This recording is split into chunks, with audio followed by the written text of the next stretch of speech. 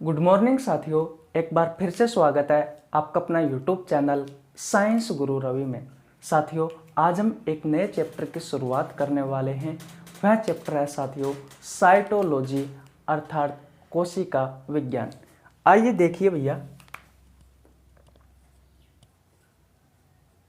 Cytology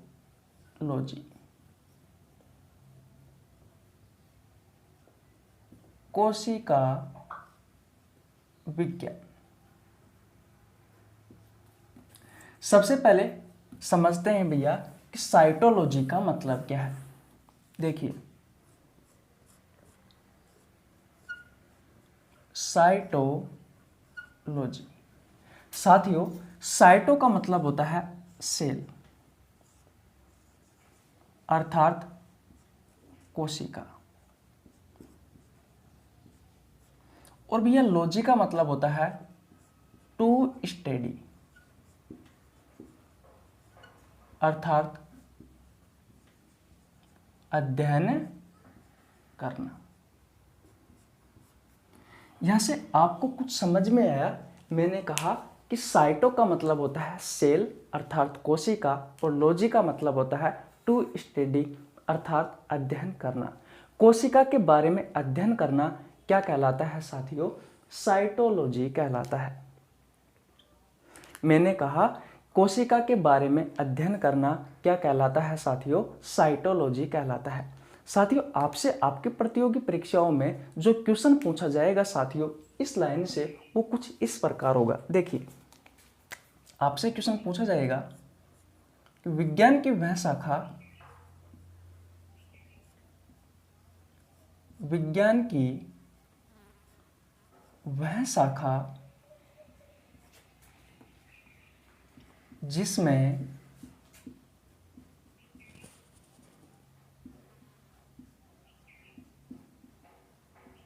कोशिका के बारे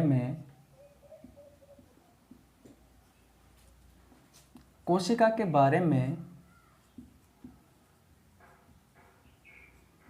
अध्ययन किया जाता है,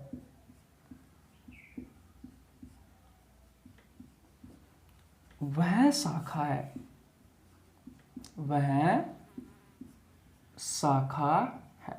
तो भैया वह शाखा कौन सी है जिसमें कोशिका के बारे में अध्ययन किया जाता है? अभी मैंने आपको बताया था, वह शाखा है भैया साइटोलॉजी। कुछ इस प्रकार साथियों आपसे आपकी प्रतियोगी परीक्षाओं में पूछा जाता है। साथियों, साइटोलॉजी विज्ञान की वह शाखा है जिसमें साथियों हम कोशिका के बारे में डिटेल में पढ़ते हैं, डिटेल में अध्ययन करते हैं। साथियों, इसके अलावा जीव विज्ञान की बहुत सारी शाखाएं हैं जिसमें साथियों हम अलग अलग अंगों के बारे में डिटेल में अध्ययन करते हैं। जैसे कि अगर आपसे क्वेश्चन पूछा जाए कि भैया हार्ट यानी कि हृदय के बारे में विज्ञान की जिस शाखा में अध्ययन किया जाता है उस शाखा को क्या कहा जाता है? या फिर मैं कह सकता हूं कि आपको उस शाखा का नाम बताना है जिसमें हम हृदय के बारे में पढ़ते हैं। तो साथियों वह शाखा है कार्डियोलॉजी।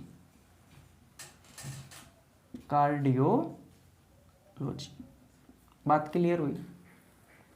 अगर मैं आपसे पूछूं साथियों कि भैया ब्लड का अध्ययन विज्ञान की जिस शाखा में किया जाता है उस शाखा को क्या कहा जाता है? तो भैया उस शाखा को कहा जाता है हीमेटोलॉजी। ये आपसे आपकी प्रतियोगी परीक्षाओं में पूछे जाती है साथियों ये शाखाएं। इसके अलावा अगर मैं आपसे क्वेश्चन पूछूं कि भैया लीवर का अध्ययन विज्ञान की जिस शाखा में किया जाता है उस शाखा को क्या कहा जाता है? लीवर, जिसे आप यकृत में जिगर कहते हो। तो लीवर का अध्ययन विज्ञान की जिस शाखा में किया जाता है उस शाखा को कहा जाता है साथियों हिपेटोलॉजी। क्या बात आपको समझ में आई? अगर मैं आपसे क्वेश्चन पूछूं भैया कि ब्रेन के बारे में विज्ञान की जिस शाखा में अध्ययन किया जाता है उस शाखा को क्या कहा जाता है? ब्रेन, मस्तिष्क, ब्रेन। तो भैया ब्रेन के बारे में हम विज्ञान की जिस शाखा में पढ़ते हैं उस शाखा को क्या कहा जाता है? न्यूरोलॉजी कहा जाता है। क्या ये बात आपको समझ में आई? इसके अलावा साथियों हम किडनी के बारे में बात करें कि भैया किडनी के बारे में हम अध्ययन विज्ञान की जिस शाखा में करते हैं उस शाखा को कहा जाता है साथियों नेफ्रोलॉजी या फिर साथियों रेनोलॉजी। ये शाखाएं हैं साथियों, डायरेक्ट आपसे आपके प्रतियोगी परीक्षाओं में पूछ लिया जाता है। जैसे कि मैं बोलूँ आपसे कि भैया लीवर का अध्ययन विज्ञान की जिस शाखा में किया जाता है उस शाखा को क्या कहा जाता है, तो भैया उस शाखा को क्या कहा जाता है, अभी अभी हमने पढ़ा हिपेटोलॉजी कहा जाता है। तो आपको स्क्रीन पे दिखी हुई सभी बातें याद हुई या नहीं हुई, सबसे पहले आप ये बताओ। मैंने आपसे कहा कि भैया हम साइटोलॉजी पढ़ रहे हैं, साइटोलॉजी का मतलब होता है कोशिका विज्ञान। फिर हमने साथियों साइटोलॉजी का मतलब समझा कि एक्चुअली में साइटोलॉजी का मतलब क्या होता है। मैंने बताया आपको कि साइटो का मतलब होता है सेल अर्थात कोशिका, और लॉजी का मतलब होता है टू स्टडी यानी कि अध्ययन करना। कोशिका के बारे में अध्ययन करना साथियों क्या कहलाता है, साइटोलॉजी कहलाता है। फिर मैंने आपको ये बताया कि भैया आपकी प्रतियोगी परीक्षाओं में इस लाइन से किस प्रकार आपसे क्वेश्चन पूछते हैं। तो भैया मैंने आपको बताया कि विज्ञान की वह शाखा कौन सी है जिसमें साथियों हम कोशिका के बारे में डिटेल में अध्ययन करते हैं। कुछ इस प्रकार साथियों आपसे आपकी प्रतियोगी परीक्षाओं में क्वेश्चन पूछा जाता है। तो वह शाखा कौन सी है भैया, वो शाखा है साइटोलॉजी। फिर मैंने आपको बताया कि जीव विज्ञान में बहुत सारी शाखाएं हैं, जिनमें से साथियों हमने कुछ शाखाओं के बारे में चर्चा की। तो भैया ये शाखाएं ऐसी शाखाएं हैं जो आपसे डायरेक्ट आपकी प्रतियोगी परीक्षाओं में पूछ ली जाती है। जैसे कि हृदय के बारे में हम विज्ञान की जिस शाखा में अध्ययन करते हैं उस शाखा को कार्डियोलॉजी कहा गया। ब्लड के बारे में हम विज्ञान की जिस शाखा में अध्ययन करते हैं उस शाखा को हीमेटोलॉजी कहा गया। लीवर के बारे में हम विज्ञान की जिस शाखा में अध्ययन करते हैं उस शाखा को हिपेटोलॉजी कहा गया। उसके अलावा ब्रेन के बारे में हम विज्ञान की जिस शाखा में अध्ययन करते हैं उस शाखा को साथियों न्यूरोलॉजी कहा गया। इसके अलावा किडनी के बारे में हम अध्ययन विज्ञान की जिस शाखा में करते हैं उस शाखा को नेफ्रोलॉजी या फिर साथियों रेनोलॉजी कहा जाता है। जैसे कि एक दो एग्जाम्पल और मैं देता हूँ। हमारी आंखों के बारे में हम अध्ययन विज्ञान की जिस शाखा में करते हैं उस शाखा को ऑप्थेल्मोलॉजी कहा जाता है। इसके अलावा हमारी हड्डियों के बारे में हम अध्ययन विज्ञान की जिस शाखा में करते हैं उस शाखा को साथियों ऑस्टियोलॉजी कहा जाता है। मांसपेशियों के बारे में हम अध्ययन विज्ञान की जिस शाखा में करते हैं उस शाखा को साथियों मायोलॉजी कहा जाता है। इस प्रकार साथियों जीव विज्ञान में बहुत सारी ब्रांच है जिसमें साथियों अलग अलग अंगों के बारे में या फिर अलग अलग तथ्यों के बारे में अध्ययन किया जाता है। तो ये बात आपको अच्छे से समझ में आ गई होगी। अब साथियों हम आगे चलते हैं। अगर आपने स्क्रीनशॉट नहीं लिया है तो भैया स्क्रीनशॉट ले लीजिए। साथियों अगर आप हमारे चैनल पर नए आए हो तो भैया चैनल को सब्सक्राइब कर लेना, बेल आइकन को प्रेस कर लेना, जिससे आपके पास हमारी वीडियो का नोटिफिकेशन टाइम टू टाइम पहुंच सके। आपको आपके एग्जाम के पॉइंट ऑफ व्यू से हम बहुत अच्छा कंटेंट उपलब्ध करवाते रहते हैं।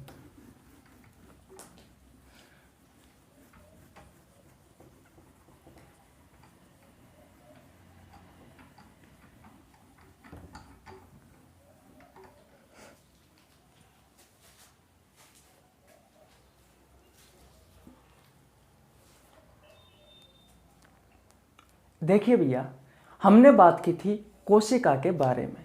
अब भैया ये कोशिका है क्या, इसके बारे में तो जान लेते हैं। भैया हमने ये तो जान लिया कि कोशिका के बारे में हम अध्ययन विज्ञान की जिस शाखा में करते हैं उस शाखा को साइटोलॉजी कहा जाता है। ये बात क्लियर है। अब देखिए सेल अर्थात कोशिका, ये बात आपको समझ में आई। साथियों एक वैज्ञानिक था, उसका नाम था भैया रॉबर्ट हुक।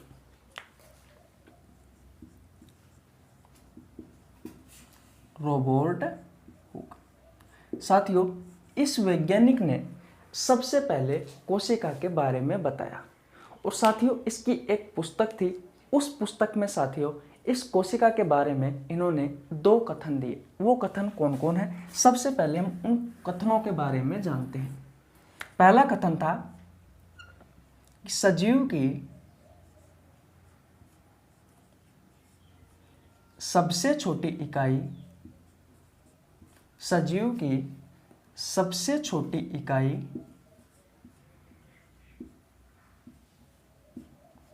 कोशिका है। सजीव की सबसे छोटी इकाई कोशिका है। दूसरा तथ्य था साथियों इसका कि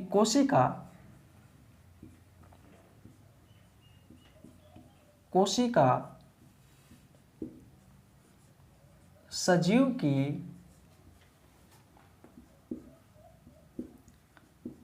क्रियात्मक व संरचनात्मक इकाई है। मैंने आपसे क्या कहा? मैंने आपसे यह कहा कि कोशिका के बारे में सबसे पहले एक वैज्ञानिक था, उसका नाम था साथियों रोबर्ट हुक। इस रोबर्ट हुक ने कोशिका के बारे में दो कथन दिए, यानी कि दो तथ्य दिए। वो कथन कौन कौन से थे? एक कथन था साथियों कि सजीव की सबसे छोटी इकाई कोशिका होती है, और साथियों दूसरा कथन था कि कोशिका सजीव की क्रियात्मक व संरचनात्मक इकाई होती है। यह बात आपको समझ में आई। अब साथियों सबसे पहली बात तो यही आ जाती है कि आपसे प्रतियोगी परीक्षाओं में क्वेश्चन किस तरीके से पूछा जाता है इस लाइन से।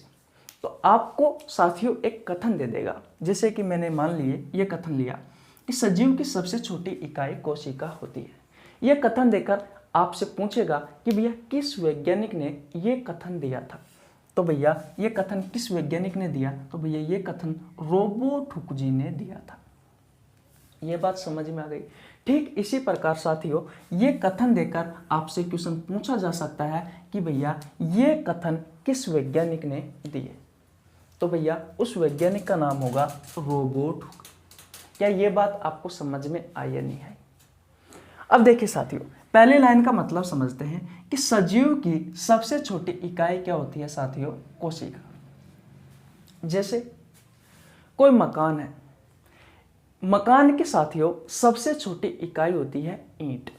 आपको पता है, मान लीजिए ये ईंट है, ये दूसरी ईंट है, ये तीसरी ईंट है, ये चौथी ईंट है, ये पांचवी ईंट है, ये छठी ईंट है, ये सातवीं ईंट है। कुछ इस प्रकार से साथियों जब बहुत सारी ईंट आपस में जुड़ जाएगी तो साथियों एक दीवार का निर्माण होगा, मानते हो? उसके अलावा दूसरी दीवार बनेगी, तीसरी दीवार बनेगी, चौथी दीवार बनेगी, छत डलेगी, फाइनली साथियों एक मकान का निर्माण हो जाएगा, यानी कि एक मकान बन जाएगा। तो साथियों हम कह सकते हैं कि भैया मकान की जो सबसे छोटी इकाई है वो क्या है साथियों? वो भैया ईंट है। बात को समझना। ठीक उसी प्रकार जो सजीव है उस सजीव की सबसे छोटी इकाई क्या होती है साथियों? कोशिका होती है। यानी कि सजीव का निर्माण किससे हुआ है? कोशिका से हुआ है। जिस प्रकार हम कह सकते हैं कि भैया मकान का निर्माण किन से होता है? तो मकान का निर्माण होता है साथियों ईंट से।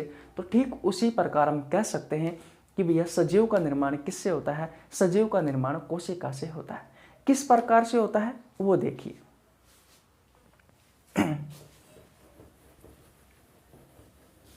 साथियों जब किसी सजीव का निर्माण होता है तो सबसे पहले एक कोशिका बनती है।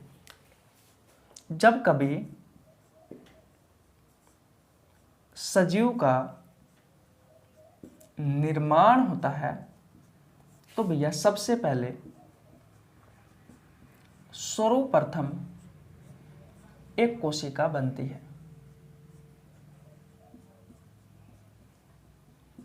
एक कोशिका बनती है। साथियों जो पहली कोशिका बनी उस कोशिका को एक नाम दिया जाता है, वो नाम है भैया युग्मनज, या फिर जाइगोट हम कहते हैं साथियों। जो पहली कोशिका है उसे। क्या ये बात आपको समझ में आई या नहीं है? सबसे पहले ये बताओ, मैंने ये कहा कि जब सजीव का निर्माण होता है तो साथियों सबसे पहले एक कोशिका बनती है। उस कोशिका को नाम दिया जाता है साथियों युग्मनज, या फिर आप जाइगोट कह सकते हो। ये बात क्लियर है? अब देखिए आपने नाम सुन रखा होगा, अगर नहीं सुन रखा है तो अब सुन लीजिए, कोशिका विभाजन। अब भैया ये कोशिका विभाजन है क्या?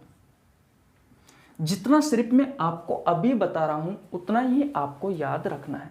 साथियों, कोशिका विभाजन में क्या होता है, देखिए, कोई कोशिका होती है, यह कोशिका अपने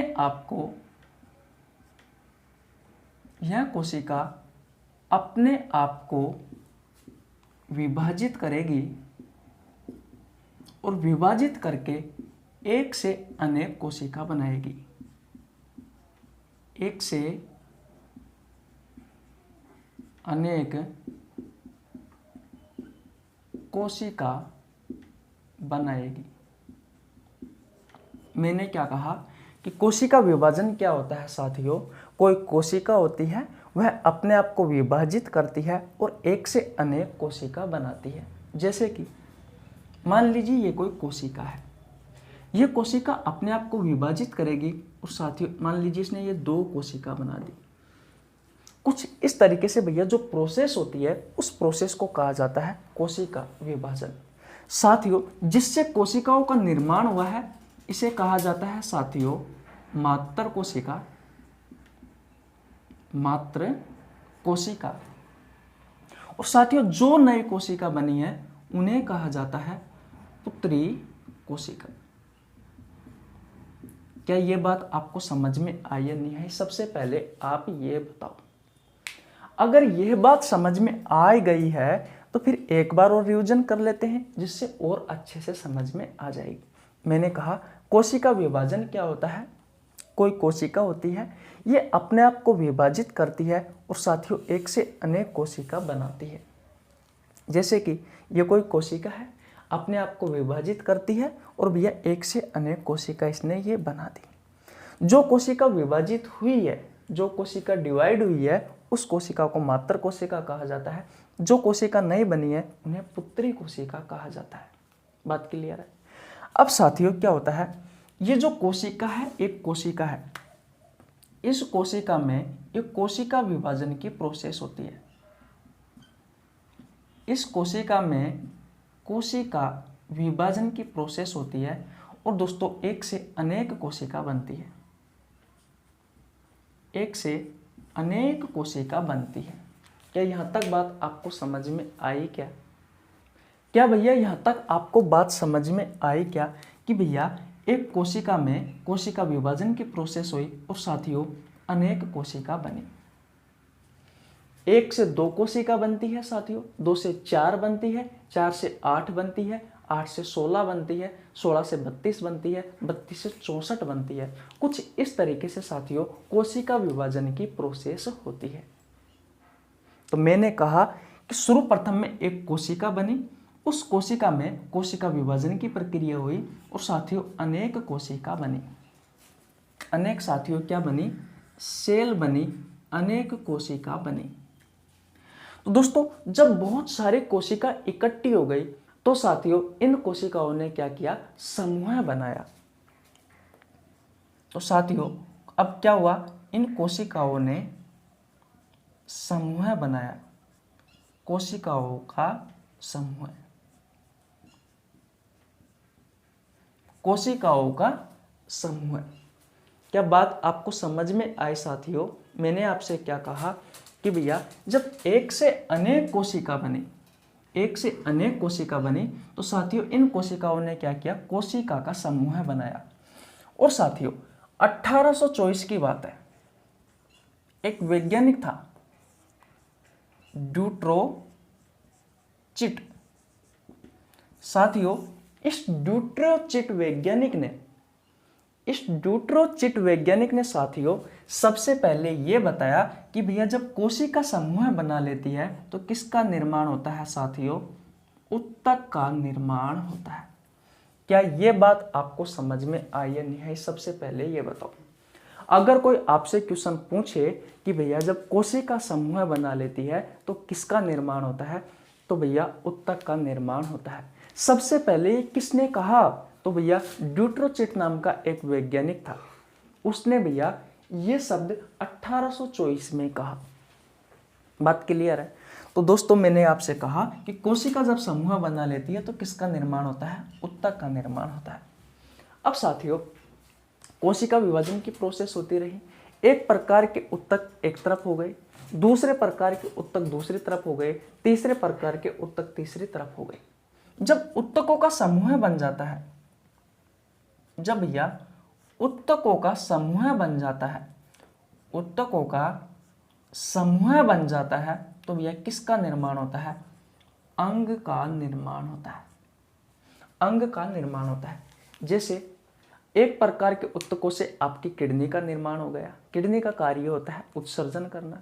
एक प्रकार के उत्तकों से आपके फेफड़ों का निर्माण हो गया, एक प्रकार के उत्तकों से आपके हृदय का निर्माण हो गया, एक प्रकार के उत्तकों से आपकी आंख बन गई, एक प्रकार के उत्तकों से साथियों आपके कान बन गए। इस प्रकार साथियों जब अलग अलग उत्तकों का समूह बनता है तो भैया किसका निर्माण होता है, अंगों का निर्माण होता है। अब साथियों हुआ क्या, अंगों ने भी अपना समूह बनाना स्टार्ट कर दिया। तो भैया जब अंगों का समूह बना, जब भैया अंगों का समूह बना तो किसका निर्माण हुआ साथियों, अंग तंत्र का निर्माण हुआ।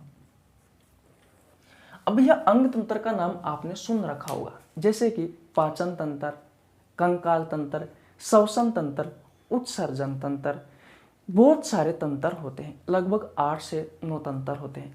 बात समझ में आ गई। जैसे कि साथियों मैं एक एग्जाम्पल लेकर बात करूं, मैं बात करूं कंकाल तंत्र की, तो भैया कंकाल तंत्र में हम किसके बारे में पढ़ते हैं, हड्डी और मांसपेशियों के बारे में पढ़ते हैं। तो साथियों हड्डी और मांसपेशी ये क्या है, अंग ही तो है, और है क्या, हड्डी क्या है, एक प्रकार का अंग है। तो अलग अलग अंगों का जब समूह बनता है साथियों तो अंग तंत्र का निर्माण होता है। तो कुछ इस प्रकार कंकाल तंत्र का निर्माण हुआ। जैसे कि हम पाचन तंत्र पढ़ते हैं, तो भैया पाचन तंत्र जो होता है उसमें हम किसके बारे में पढ़ते हैं, छोटी आंत के बारे में पढ़ते हैं, बड़ी आंत के बारे में पढ़ते हैं, पेट के बारे में पढ़ते हैं, इसके अलावा साथियों लीवर के बारे में पढ़ते हैं, अग्नाशय के बारे में पढ़ते हैं, भोजन नली के बारे में पढ़ते हैं। ये सारे क्या है, अंग ही तो है। जब इन्होंने अलग समूह बनाया तो क्या बना, पाचन तंत्र बन गया। ठीक उसी प्रकार किडनी आपने सुन रखा होगा, किडनी के बारे में हम किस तंत्र में पढ़ते हैं, तो भैया उत्सर्जन तंत्र में पढ़ते हैं। इस प्रकार साथियों जब अलग अलग प्रकार के अंग समूह बना लेते हैं तो अंग तंत्र का निर्माण होता है, जो कि मैंने अभी आपको बताया। जैसे कि पाचन तंत्र, श्वसन तंत्र, उत्सर्जन तंत्र, रक्त परिसंचरण तंत्र। रक्त परिसंचरण तंत्र में साथियों हम ब्लड के बारे में, ब्लड वेसल्स के बारे में और हृदय के बारे में पढ़ते हैं। तो भैया कुछ इस प्रकार अंग तंत्र का निर्माण होता है। अब साथियों क्या हुआ, अंग तंत्र ने भी समूह बनाया। अब भैया अंग तंत्र ने भी समूह बनाया, अंग तंत्र का समूह। जब साथियों अंग तंत्र समूह बना लेगा तब साथियों किसका निर्माण होगा, एक लिविंग बॉडी का निर्माण होगा, यानी कि सजीव शरीर का निर्माण होगा, सजीव शरीर का निर्माण होगा। तो साथियों आपको इस बात से क्या शिक्षा मिली, यानी कि आपने ये जो कहानी पढ़ी इस बात से आपने क्या सीखा, इस बात से यही सीखा कि भैया सजीव की जो सबसे छोटी इकाई होती है साथियों वो कोशिका होती है। और साथियों इस कोशिका से ही हमारे शरीर का निर्माण हुआ है, सजीव के शरीर का निर्माण हुआ है। किस प्रकार से निर्माण हुआ है, आइए एक बार और रिविजन करवाते हैं। तो साथियों जब सजीव का निर्माण हुआ सर्वप्रथम एक कोशिका बनी, उस कोशिका को नाम दिया गया साथियों युग्मनज जाइगोट। फिर मैंने आपको बताया कोशिका विभाजन के बारे में। साथियों कोशिका विभाजन एक अलग से चैप्टर है, इसके बारे में हम डिटेल में पढ़ेंगे। फिलहाल आपको बस इतना याद रखना है कि कोशिका विभाजन में होता क्या है, कोई कोशिका होती है ये अपने आप को विभाजित करती है और एक से अनेक कोशिका बनाती है। जैसे कि ये कोशिका है, इसे मात्र कोशिका कहा गया है, यह अपने आप को विभाजित करेगी और साथियों एक से अनेक कोशिका बनाएगी। जैसे कि यहाँ पर पुत्री कोशिकाओं का निर्माण हुआ है। तो साथियों जब एक से अनेक कोशिकाओं का निर्माण होता है तो किस प्रोसेस के द्वारा होता है, किस प्रक्रिया द्वारा होता है, कोशिका विभाजन प्रक्रिया द्वारा होता है। तो भैया ये जो एक कोशिका है, इसमें कोशिका विभाजन की प्रक्रिया स्टार्ट हुई, एक से अनेक कोशिका बनी। और साथियों, एक से जब अनेक कोशिका बन जाती है, यानी कि जब कोशिकाओं का समूह हो जाता है, तो भैया उसे कहा जाता है उत्तक। अगर कोई आपसे क्वेश्चन पूछे कि उत्तक क्या होता है, तो साथियों कोशिकाओं का जो समूह होता है उसे ही उत्तक कहा जाता है। ये किसने कहा था?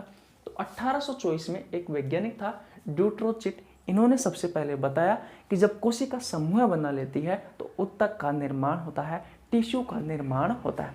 बात क्लियर है साथियों? एक प्रकार के उत्तक एक तरफ, दूसरे प्रकार के उत्तक दूसरी तरफ, तीसरे प्रकार के उत्तक तीसरी तरफ। जब आपस में समूह बना लेते हैं, तो भैया किसका निर्माण होता है? तो साथियों उस समय अंग का निर्माण होता है, जैसे कि किडनी, फेफड़े, हृदय, नाक, कान, हाथ, पैर, कुछ इस प्रकार से साथियों अंग का निर्माण होता है। फिर जब साथियों अंग समूह बना लेते हैं तो भैया उस समय अंग तंत्र का निर्माण होता है, जैसे कि रक्त परिसंचरण तंत्र। रक्त परिसंचरण तंत्र में हम ब्लड के बारे में, ब्लड वेसल्स के बारे में और हृदय के बारे में पढ़ते हैं। पाचन तंत्र में हम छोटी आंत, बड़ी आंत, लीवर, अग्नाशय, भोजन नली, आमाशय, इन सब के बारे में पढ़ते हैं। उत्सर्जन तंत्र में किडनी के बारे में पढ़ते हैं। श्वसन तंत्र में हम फेफड़ों के बारे में पढ़ते हैं। तो भैया कुछ इस प्रकार से साथियों तंत्रों का निर्माण हुआ, यानी कि अंग तंत्र बने। फिर साथियों अंग तंत्र ने क्या हुआ? समूह बनाया। जब अंग तंत्र समूह बना लेता है तो भैया किसका निर्माण होता है? तो भैया उस समय फिर एक लिविंग बॉडी, यानी कि सजीव शरीर का निर्माण होता है। तो आपको पहला पॉइंट समझ में आया या नहीं आया कि सजीव की सबसे छोटी इकाई क्या होती है साथियों? कोशिका होती है। और ये सारी बातें किसने बताई? ये सारी बातें साथियों रोबर्ट हुक जी ने बताई। बात आपको समझ में आ गया?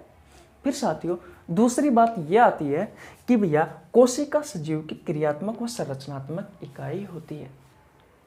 साथियों आप ही दिमाग लगाओ, आपने सुन रखा होगा कि हमारी जो कोशिका होती है, इस कोशिका में ऊर्जा का निर्माण होता है। और साथियों हमारे शरीर के लिए ऊर्जा अति आवश्यक है। हमारे शरीर के लिए नहीं साथियों, सभी सजीवों के लिए ऊर्जा अति आवश्यक है। कोशिकीय श्वसन की जो प्रोसेस होती है साथियों, वो हमारी कोशिका में होती है। कोशिकाओं से शरीर बना है, इसलिए साथियों जो दूसरा पॉइंट इसके लिए कहा गया है वो ये कहा गया है कि कोशिका सजीव की क्रियात्मक व संरचनात्मक इकाई होती है। आशा करता हूँ साथियों ये सारी कहानी आपको बहुत अच्छे से समझ में आ गई होगी। मैंने आपको 2 बार रिवीजन करवा दिया। अगर आपने अभी तक स्क्रीनशॉट नहीं लिया है तो भैया स्क्रीनशॉट ले लीजिए और अब हम आगे चलते हैं। ले लीजिए भैया स्क्रीनशॉट। आपको कुछ समझ में तो आ रहा है ना साथियों? अगर समझ में आ रहा है तो वीडियो को लाइक कर दीजिए। आपके छोटे भाई के लिए एक प्यारा सा कमेंट कर दीजिए साथियों। मैं आपको बता दूं ये सारी कहानी साथियों सभी प्रतियोगी परीक्षाओं के लिए उपयोगी है। साथियों साइटोलॉजी एक ऐसा चैप्टर है, इसके प्रत्येक लाइन से आपकी एग्जाम में क्वेश्चन पूछे गए हैं और पूछे जाने की भी संभावना है। और साथियों ये सही भी है, इसकी प्रत्येक लाइन से साथियों क्वेश्चन भी बनते हैं। और वो क्वेश्चन ऐसे होते हैं साथियों जैसे ऐसे लगता है कि ये क्वेश्चन तो बहुत ही ज़्यादा इम्पोर्टेंट है। इसलिए भैया ये एक ऐसा चैप्टर है, इसको अगर आप अच्छे से पढ़ लोगे तो साथियों लगभग पूरी ह्यूमन फिजियोलॉजी में साथियों ये चैप्टर काम आने वाला है। और साथियों ये हमारे जीवन के लिए भी दोस्तों ये अच्छा होता है, क्योंकि ये एक ऐसा चैप्टर है जो साथियों हमारे जीवन में काम आता है। इंसान को नॉलेज होना जरूरी है। चलो फिर आगे चलते हैं। अब देखिए साथियों अब कुछ महत्वपूर्ण बातें हैं, उनके बारे में चर्चा करते हैं जो आपसे आपकी प्रतियोगी परीक्षाओं में पूछी जाती है।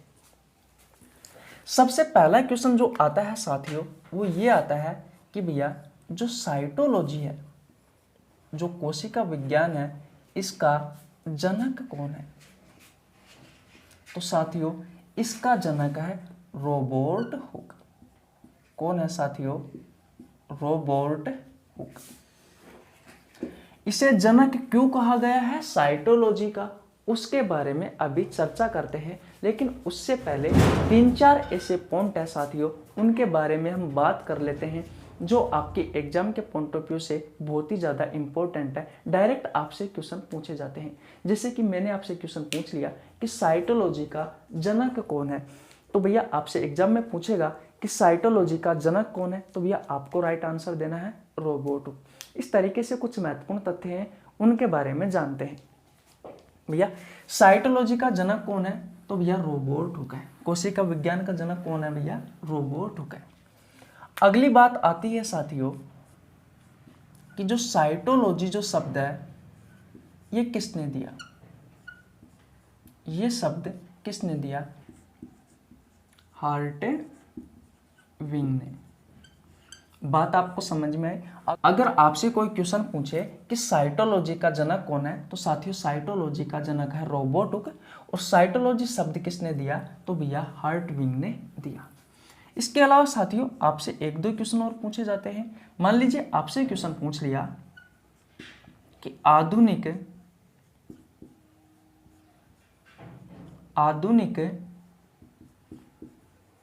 कोशिका विज्ञान का जनक कौन है।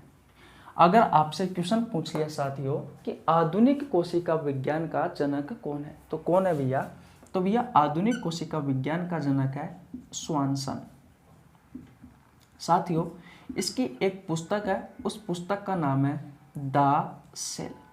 ये क्या है साथियों, इसकी पुस्तक है। और इस पुस्तक के बारे में साथियों आपसे आपके प्रतियोगी परीक्षाओं में पूछा जाता है। ये क्वेश्चन भी आपसे पूछा जाता है कि आधुनिक कोशिका विज्ञान का जनक कौन है, तो साथियों आधुनिक कोशिका विज्ञान का जनक है स्वानसन। बात क्लियर। इसके अलावा साथियों अगर आपसे क्वेश्चन पूछा जाए कि भारतीय कोशिका विज्ञान का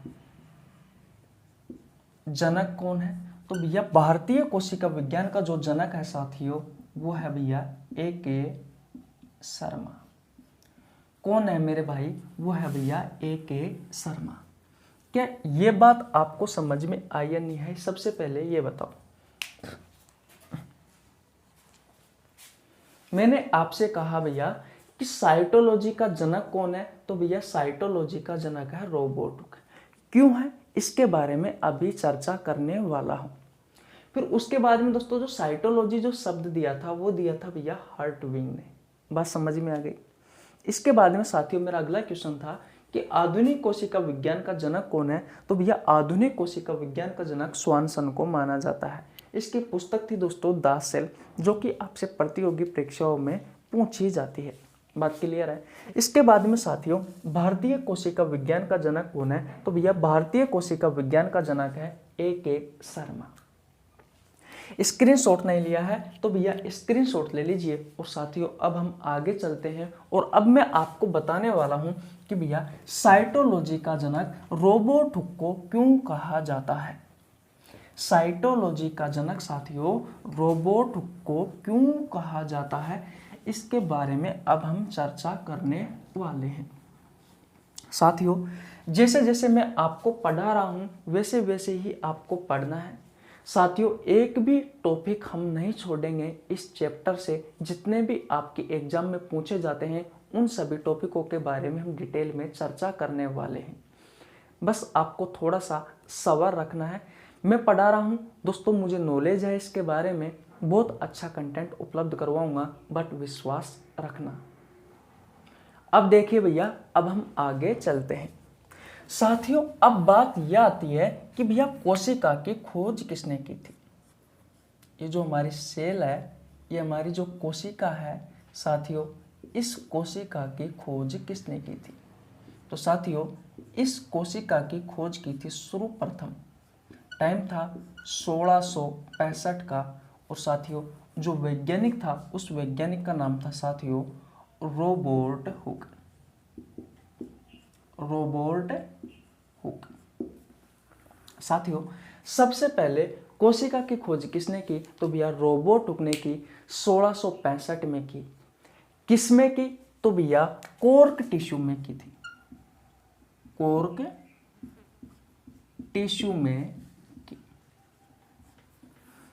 दोस्तों इसने जो कोशिका की खोज की थी वो कैसी कोशिका थी? तो साथियों वो मृत कोशिका थी, यानी कि मरी हुई कोशिका थी।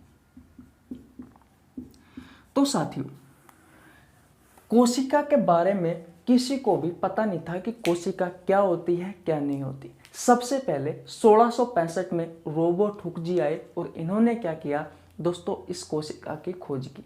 किसमें की? तो भैया कोर्क टिश्यू में की। अब ये कोर्क टिश्यू क्या होता है इसके बारे में अब हम चर्चा करने वाले हैं। लेकिन दोस्तों इन्होंने जो कोशिका खोजी वो साथियों मरी हुई कोशिका थी। इसलिए साथियों अभी मैंने आपको पिछली स्लाइड में बताया था कि भैया साइटोलॉजी का जनक किसे कहा गया है, कोशिका विज्ञान का जनक किसे कहा गया है? तो भैया इस रॉबर्ट हुक को कहा गया है, क्योंकि कोशिका के बारे में दोस्तों सबसे पहले किसने बताया? तो भैया इस रॉबर्ट हुक जी ने बताया। इस कारण साथियों कोशिका विज्ञान का जनक इस रॉबर्ट हुक को ही कहा गया है। ये बात आपको समझ में आ गई।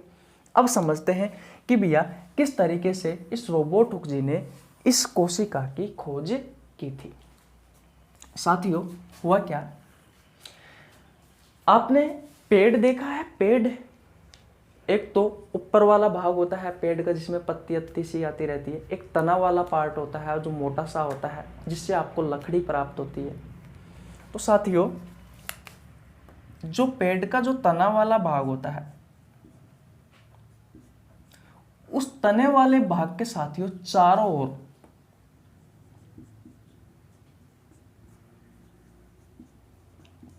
क्या होती है साथियों? छाल होती है। मानते हो आप इस बात को?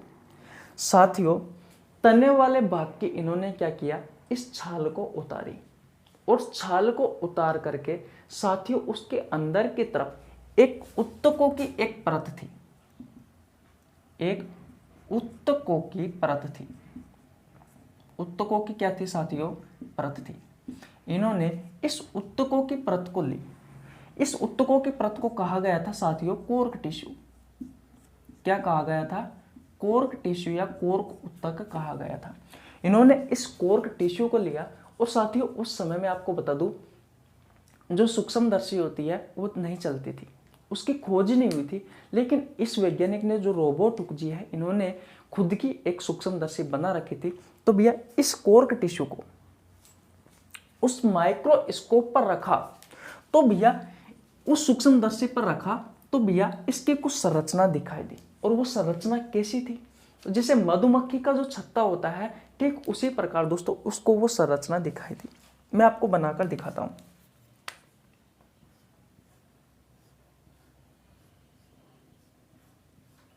जैसे साथियों जो मधुमक्खी का छत्ता होता है और साथियों उसमें जो छिद्र होते हैं ठीक उसी प्रकार साथियों ये संरचना दिखाई देती थी। कुछ इस तरीके से साथियों उसको वो संरचना दिखाई दी। ये बीच में साथियों कुछ रूम से थे, कुछ होल से थे। इन्होंने इनको नाम दिया रूम। सबसे पहले साथियों इन्होंने ये जो छिद्र थे उनको नाम दिया था रूम। फिर बाद में जैसे ही आगे बढ़ते गए, जैसे ही साथियों इन्होंने खोज स्टार्ट की तो साथियों फिर इन्होंने रूम से नाम चेंज करके इन्हें नाम दिया गया साथियों सेला। फिर बाद में इस सेला को ही सेल कहा गया। साथियों सेला और सेल दोनों ही साथियों लैटिन भाषा के शब्द हैं। लैटिन भाषा के शब्द है। लेकिन साथियों इन्होंने ये जो सेल देखी सर्वप्रथम ये साथियों मृत सेल थी, मृत कोशिका थी। ये साथियों मृत कोशिका थी। अब आपसे आपकी प्रतियोगी परीक्षाओं में क्या क्वेश्चन पूछा जाएगा आपको तो सिर्फ वो याद करना है और फालतू की बातें याद नहीं करनी। यहां से आपकी प्रतियोगी परीक्षाओं में जो पहला क्वेश्चन बनता है साथियों वो ये बनता है कि भैया कोशिका की खोज किसने की थी सर्वप्रथम। तो भैया कोशिका की सर्वप्रथम खोज की थी रॉबर्ट हुक जी ने। बात क्लियर है? पहला क्वेश्चन आपका कंप्लीट हुआ। दूसरा क्वेश्चन ये पूछा जाता है साथियों कि भैया सर्वप्रथम कोशिका की खोज कब हुई। तो भैया आपको ध्यान रखना है 1665 में हुई। दूसरी बात क्लियर। तीसरा क्वेश्चन आपसे आपकी प्रतियोगी परीक्षाओं में क्या पूछा जाता है कि भैया जो सर्वप्रथम जो कोशिका की खोज हुई वो दोस्तों किस में हुई, वो भैया किस में हुई। तो दोस्तों आपको राइट आंसर देना है, वो हुई थी कोर्क टिश्यू में। कोर्क टिश्यू क्या होता है, तो मैंने आपको बता दिया, पेड़ का जो तना होता है जिससे हमें लकड़ी प्राप्त होती है, तो उसकी छाल के नीचे एक उत्तकों की परत होती है। उस उत्तकों की परत को ही साथियों क्या कहा गया है, कोर्क टिश्यू कहा गया। बात क्लियर है, अच्छे से समझ में आ गई। जब इस कोर्क टिश्यू को माइक्रोस्कोप से देखा गया तो साथियों कुछ मधुमक्खी के छत्ते के समान से संरचना दिखाई दी। उसमें साथियों बीच में कुछ होल्स थे, बहुत सारी कोशिकाएं थी। जब इन्होंने अच्छे से देखा तो साथियों इसको क्या हुआ, कुछ होल से दिखाई दिए। फिर बाद में इन होल्स को इन्होंने सेला कहा, फिर सेला को सेल कहा। और दोस्तों सेला और सेल दोनों ही लैटिन भाषा के शब्द है। तो कुछ इस तरीके से दोस्तों इन्होंने सबसे पहले ये सेल देखी थी। किसने, रोबर्ट हुक जी ने। लेकिन दोस्तों इन्होंने ये जो सेल देखी थी ये भैया मरी हुई सेल थी। तो अगर आपसे क्वेश्चन पूछा जाए कि रोबर्ट हुक जी ने जो सेल की खोज की थी वो मरी हुई थी या फिर जिंदा थी, तो ये मृत कोशिका थी, यानी कि मरी हुई सेल थी। कुछ इस प्रकार से दोस्तों आपसे आपके प्रतियोगी परीक्षाओं में क्वेश्चन पूछे जाते हैं। मैंने आपको बता दिया और साथियों रिवीजन भी करवा दिया। अगर आपको अगर याद नहीं हुई है तो साथियों मैं इसका एक बार और रिवीजन करवा देता हूं, लेकिन बात आपको अच्छे से समझ में आनी चाहिए। सेल के बारे में बात कर रहे थे। कोशिका की खोज कब हुई थी, तो भैया 1665 में हुई थी। किसने की थी, रोबर्ट हुक जी ने की थी। किस में की थी, तो कोर्क टिश्यू में की थी। जो सेल खोजी गई साथियों वो कैसी थी, तो भैया मृत कोशिका थी। तो सर्वप्रथम सेल के बारे में रोबर्ट हुक जी ने बताया। इस वजह से कोशिका विज्ञान का जनक भी साथियों रोबर्ट हुक को कहा जाता है, जो कि मैंने आपको पिछली स्लाइड में बताया। किस तरीके से खोजा वो देखिए साथियों। जो पेड़ होता है, पेड़ का जो तना होता है जिससे हमें लकड़ी प्राप्त होती है, उसके ऊपर छाल लगी हुई होती है। इसने छाल को हटाया और वहां से साथियों इन्होंने कुछ तने की कुछ परत ली। जब उस परत को इन्होंने माइक्रोस्कोप से देखा तो साथियों उसमें मधुमक्खी के छत्ते के समान इसे कुछ संरचना दिखाई दी। साथियों उस संरचना में से कुछ छोटे छोटे से छिद्र से, कुछ होल से इसको दिखाई दिए। इन्होंने सबसे पहले उनको नाम दिया रोम। रोम से सेला और सेला से सेल। दोस्तों सेला और सेल दोनों ही लैटिन भाषा का शब्द है। दोस्तों रोम का मतलब होता है एक छोटा कमरा। कुछ कमरे के समान इसको, कहने का मतलब कुछ होल के समान इसको एक संरचना दिखाई दी थी। इसमें किसमें, इस कोर्क टिश्यू में। दोस्तों इन्होंने ये जो सेल देखी थी सबसे पहले, ये भैया मरी हुई कोशिका थी। क्या आपको ये बात समझ में आई या नहीं आई, सबसे पहले ये बताओ। अगर आ गई है तो भैया स्क्रीनशॉट ले लो। ले लिया स्क्रीनशॉट। अब हम आगे चलते हैं और दोस्तों अब हम ये जानते हैं कि भैया जो जीवित कोशिका थी, जो हमारी जीवित कोशिका थी भैया, उस जीवित कोशिका की खोज किसने की। भैया मरी हुई कोशिका तो खोज रोबर्ट हुक जी ने कर ली 1665 में, कोई दिक्कत नहीं है। लेकिन आपसे आपके एग्जाम में ये क्वेश्चन भी तो पूछा जा सकता है कि भैया जीवित कोशिका की खोज किसने की। आशा करता हूं साथियों मैं जो आपको पढ़ा रहा हूं वो आपको अच्छे से समझ में आ रहा होगा और याद भी हो रहा होगा। देखिए अब बात करते हैं भैया जीवित कोशिका की।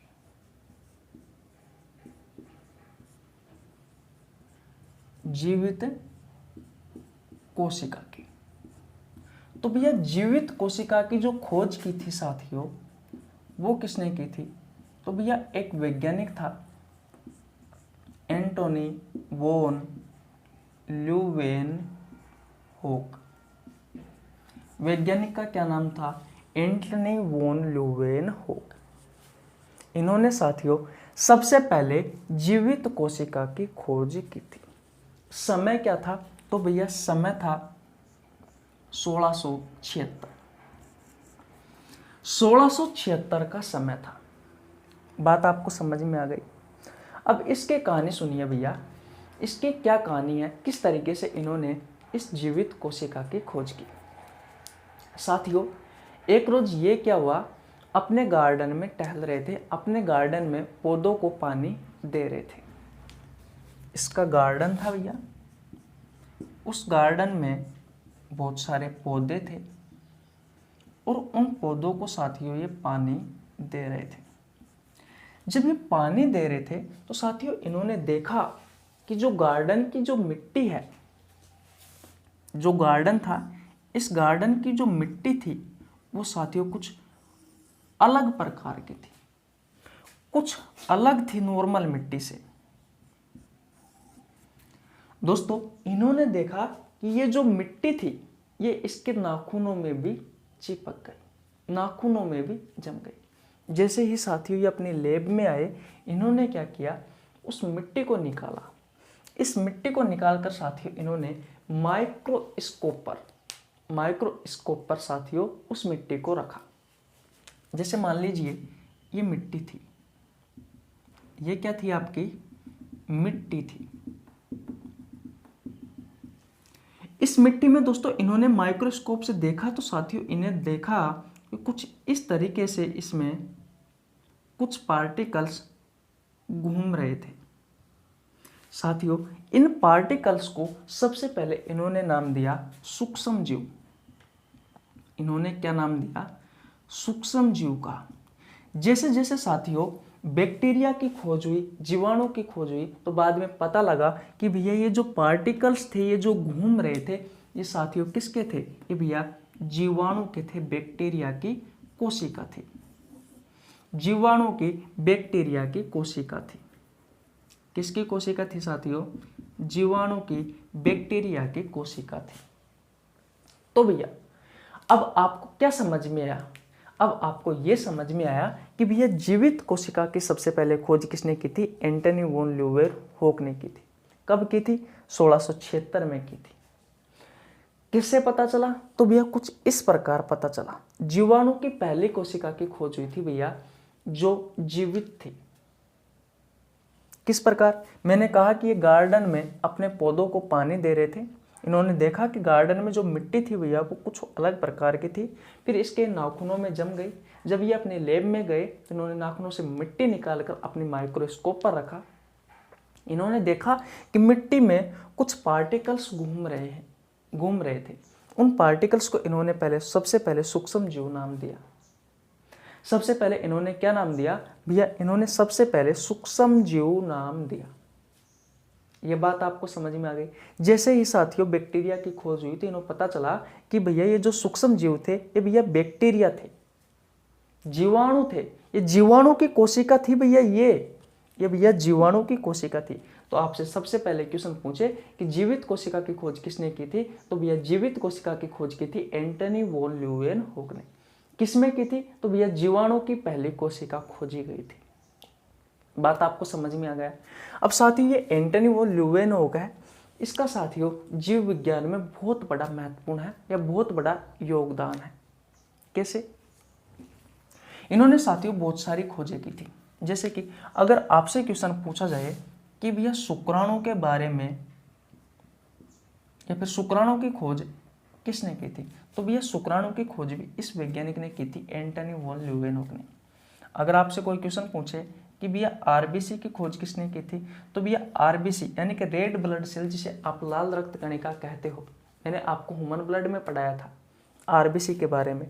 तो भैया आरबीसी की खोज भी एंटनी वॉन ल्यूवेनहोक ने की थी। इसके अलावा जो प्रोटोजोआ होता है, इस प्रोटोजोआ की खोज भी साथियों किसने की थी, इस प्रोटोजोआ की खोज भी साथियों इस एंटनी वॉन ल्यूवेनहोक ने की थी।